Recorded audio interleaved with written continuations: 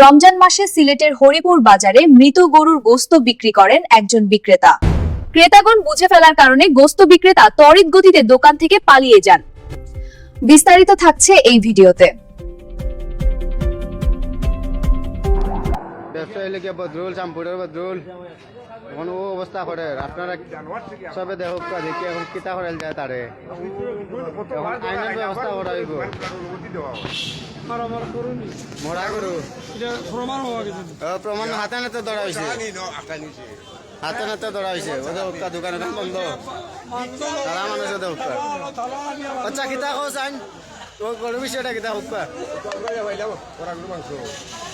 এখন মানুষ কয় দোকানের মানুষ যাইতো হওয়া যান না, মানুষ হওয়া যান না। এটা বলে গেছো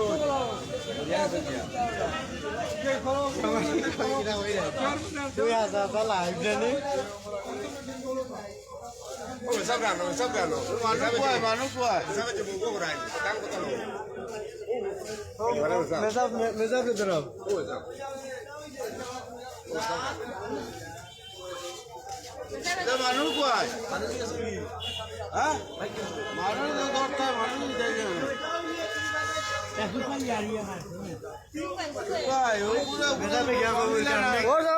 এখন খলচাও না তুমি নাও কি হইব নি? ও খলচা তোমার লাগি তো গন্ধ বাড়ি গেছে, গন্ধ।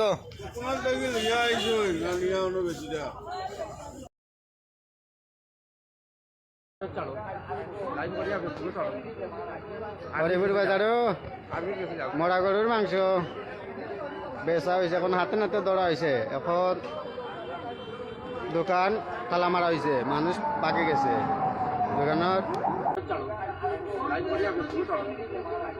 হরিপুর বাজারও মরা গরুর মাংস বেচা হয়েছে, এখন হাতে নাতে ধরা হয়েছে। এখন দোকান তালা মারা হয়েছে, মানুষ বাকি গেছে দোকানের। ব্যবসায়ী লেগে বদরুল চাম্পুরের বদরুল এখন ও অবস্থা করে আপনারা সবে দেখুক দেখি এখন কিতা করাল যায় তারে এখন আইনের ব্যবস্থা করা হইব।